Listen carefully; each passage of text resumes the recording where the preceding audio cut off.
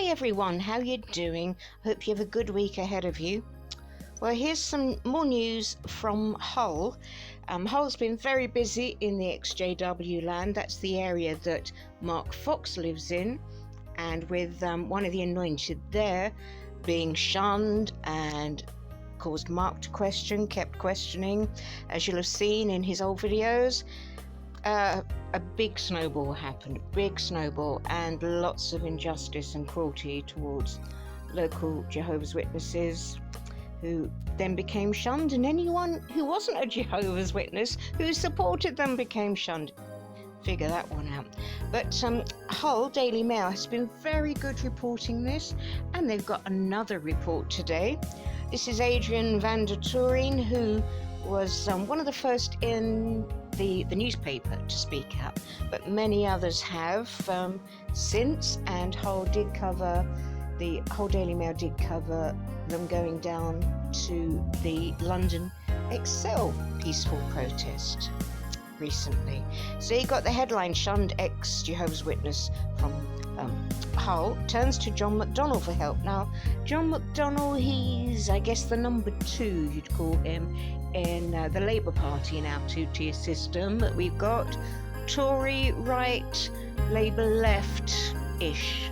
I mean, it's all changed, just as it has in the States and some of the other places. So he's a bigwig, let's put it that way. So she's been thrown out for speaking out against the org. And thank you to the writer, James Campbell. It was good to give a thank you to those helping. So we have, I can't get rid of these ads below, for goodness sake. A former Jehovah's Witness in Hull has spoken to a top Labour politician about her concerns over the organisation. Adrian van der Toorien of West Hull has been thrown out of the religious group after speaking out over the practice of being disfellowshipped and shunned. She was among a group of former members in Hull who lifted the lid on their experiences within the organisation and the pain of being told to leave. She managed to grab a few minutes with Shadow Chancellor John McDonnell during the Labour Party conference in Liverpool last week. She said, "I managed to get a brief chat with Mr. McDonnell over my concerns regarding human rights violations by the Jehovah's Witnesses locally." Now, with the things that they can't act on, these are the sorts of things that governments can act on for human rights violations, and they are very real. There has been a lot of talk globally about what is happening, but it is going on locally too. Jehovah's Witnesses have been at the centre of controversy internationally, and there's a clickable link there. And there, you may recognise her if you've been following this story. There is Adrian. 2 senior members of the Jehovah's Witnesses in Australia are facing a royal commission which found the organisation does not adequately protect children from being sexually abused. Well, that probably should be past tense, but glad they mentioned that. The Jehovah's Witnesses maintain they act on any allegation of child sex abuse. You liar! Despite the Child Abuse Royal Commission finding they have not reported a single one of 1,006 alleged perpetrators. Now, this is Watchtower's own records. Okay, they'd not reported one of those. It's November 2016 report said the organisation wrongly relies on a 2-witness rule with 2,000-year-old biblical origins when handling complaints. This is one of the issues Ms. van der Toorien raised with Mr. McDonald. Yep, Donald, sorry. I'm not with it today. Yep, they didn't have DNA testing 2,000 years ago. I know that may surprise you, but no, they didn't, and many other things. They wouldn't have had the detective and psychological and, well, so many skills that help demonstrate a case. She said, "I told Mr. McDonnell about the 2-witness rule, which means if someone is abused sexually or domestically, it has to be witnessed by someone else before any action can be taken, which is so wrong. This isn't just a problem elsewhere, it happens here in Hull and is enforced by people who seem respectable."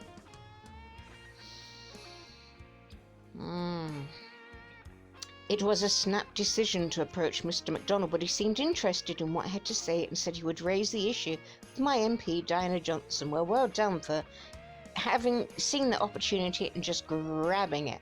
I've already spoken to Diana Johnson and she's already dealing with some of the issues I've raised. There's a quick little vid there which I'm going to play at the end of Adrian speaking. Ms. van der Toren has previously spoken out over the practice of being disfellowshipped and shunned. She describes how some witnesses have been isolated from loved ones, with parents and siblings not even speaking to them simply because they questioned elements of the doctrine preached by the religious group. Those within the group can be disfellowshipped, which is a form of excommunication, and they say they are then shunned. Mrs. van der Toren previously told Whole Life, I was disfellowshipped on May 16th, having not had fellowship for a year, presumably on the basis of speaking out against disfellowship and shunning. Can anyone see the irony of that? So you speak out against disfellowshipping and shunning, so you're disfellowshipped and shunned. Figure that one out. We were told that if we are disfellowshipped, we will be miserable and mentally diseased. That's true. That's what they say. But on the contrary, I'm liberated and have a zeal for life.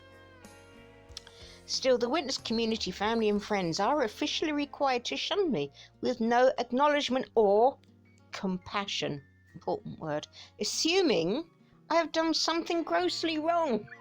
That is the assumption. And let's face it, if someone has done something wrong, is there a way to support them? You know? It all depends. Many nuances on that, not black and white.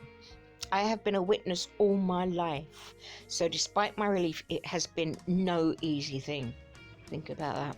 It has been a slow process realizing what I now know. It's been very painful. The whole life. A spokesman for the Jehovah's Witnesses previously explained the disfellowship and shunning process. Get ready to hang on to your hats for this one. He said those who were baptized as Jehovah's Witnesses but no longer preach to others, perhaps even drifting away from association with fellow believers, are not shunned. In fact, we reach out to them and try to rekindle their spiritual interest. It's dressed up as that. It's dressed up, but there's too much proof out there that shows otherwise. We do not automatically disfellowship someone who commits a serious sin. I'm going to put in brackets after that, especially if it's child molestation. Sorry, but if, however, now, see, this is the bad stuff. If, however, a baptized witness makes a practice of breaking the Bible's moral code and does not repent, he or she will be shunned or disfellowshipped. So Adrian, like Mark, like others, like so many others, they haven't broken any moral code, and they're shunned and disfellowshipped. So again, this person they just lie. As I keep pointing out, the religious tie someone who is disfellowship had with their family changes, but blood ties remain. Liar! How many children, parents, whatever, have actually called the police on their parents and their own parents and kids when they've peaceably turned up on the doorstep? It happens. Randy M. You look at his channel. Happened to his family. Turned up peaceably, just, very kind, very mellow, just trying to make contact, see how the daughter was. Police got called. I mean, come on. They also said there's a way back for those who are disfellowshipped. What is the way back? Yeah, it can be years and years of messing you about. There's Adrian again. Jehovah's Witnesses believe that Armageddon is just around the corner again. And humanity is now in the last days again. They believe only they will survive and everyone else will perish. Well, God help the planet. Sorry. I mean, that's not talking about the rank and file But if you're going to have that hierarchy, I mean, can you imagine the cruelty? The unfettered cruelty. Wow, wow. The denomination was founded in the US towards the end of the 19th century under the leadership of Charles, look at my beard, Hayes Russell. There are about 6.9 million active witnesses in 235 countries in the world, including 1 million in the US and 130,000 in the UK. We have not got many in the UK.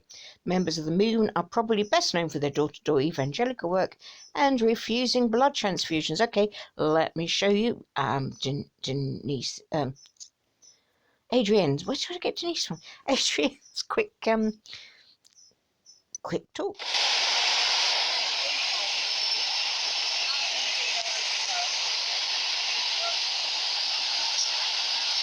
Hello, I'm Adrian here at Kingdom Hall on Holderness Road.